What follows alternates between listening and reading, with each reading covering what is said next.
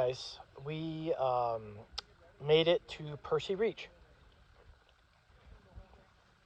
It was a hot day today, so I'm crushing some Coors, seltzer, slushy things. I don't know, too early for a whiskey. But yeah, we made it to Percy Reach. Great day, lots of locks. From lock 15, which is Healey Falls, all the way to Percy Reach, it took us 4.5 hours. So not a bad day on the water. That's about as much as we want to do. Lots of beautiful cottages, beautiful houses, lots of cool boats we're passing on the way. So it's been a good day. Looking around, this is a really nice lock. There's campsites here, and we've got a couple groups camping in these campsites, and there's supposed to be good fishing here. So Percy Reach, I'm not an expert, but I think a reach is when you're not quite a river, but you're not quite a lake. They call it a reach.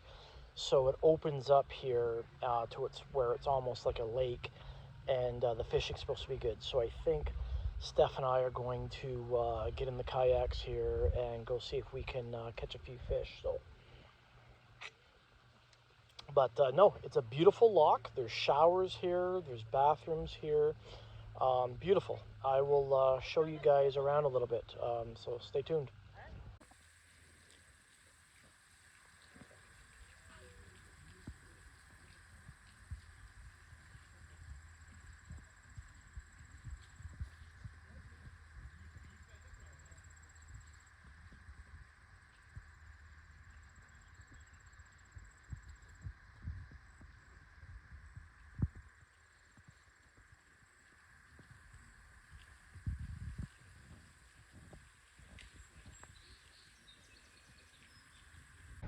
I gotta be honest, so far with Percy Reach, I'm not that impressed. Like you can see, it's just all grass.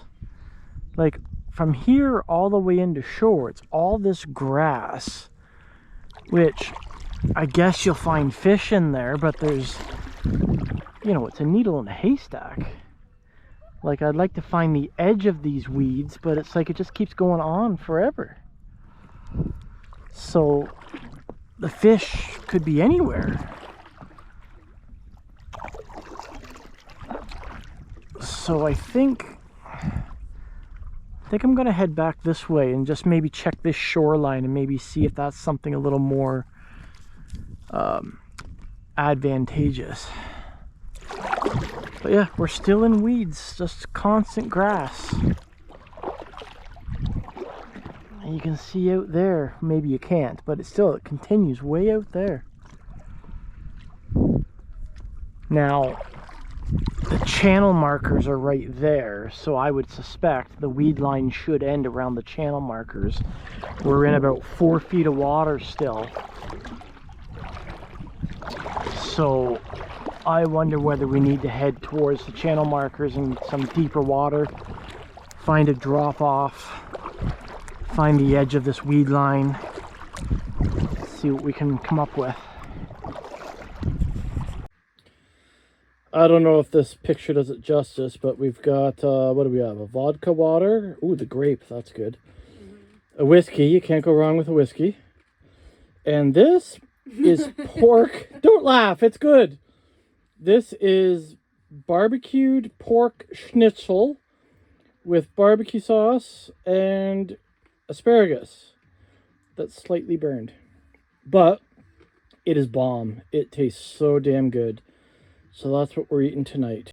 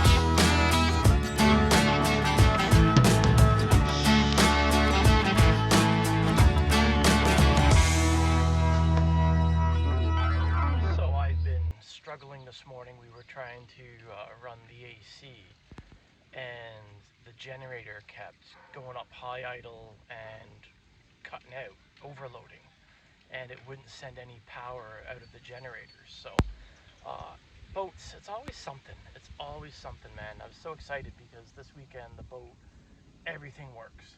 Everything works. The AC, everything's fine.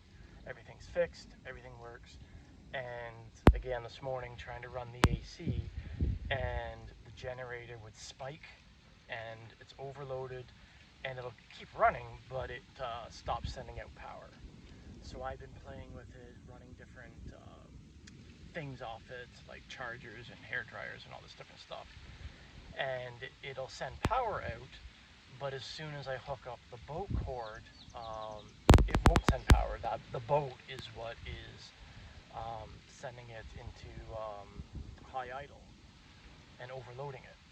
So I couldn't figure it out because on the control panel in the boat, I have had everything shut off.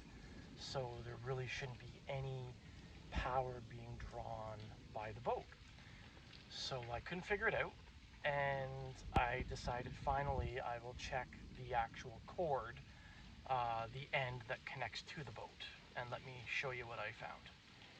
Okay, so I looked in here. This is where the power cord plugs into the boat, and you can see that's where it plugs in there. And on the end of the cord, you can see the problem right there. I guess it was arcing and causing the generator to overload. That's kind of concerning to see that. Like, that could have maybe been a fire, I don't know. So, but we found the culprit, so now we just need to get it fixed.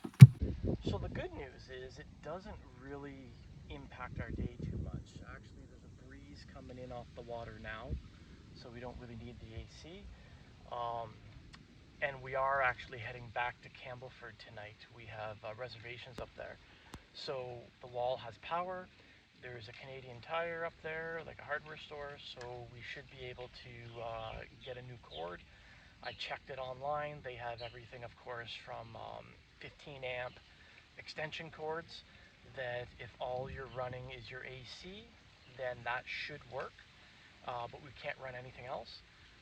Or hopefully they have a 30 amp boat power cord, but I also have an adapter. So anyways, it doesn't really screw us up. We'll head back to Campbellford and stop at the Canadian Tire and get this sorted out so that we can be nice and cool tonight. It's been a busy morning here, just working on the generator electrical problem, but it is beautiful here. Nice to sit here, have a coffee, watch the boats go through and enjoy the scenery.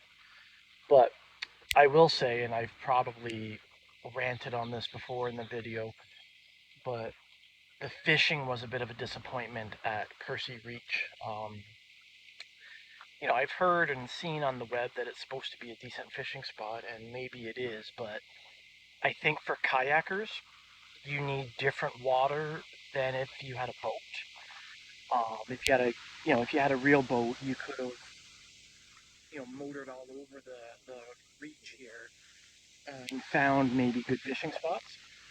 But when you're in a kayak, you're limited, and it just seems that right in front of us here, it's all it's like grass. There's no specific structures, so that was a bit frustrating. But other than that, this is a great walk. Nice, shady, lots of trees, nice views. Yeah, no, we've enjoyed our time here. So we're going to finish our coffee, relax, and start heading back to Campbellford. So that was Percy Reach. So cheers.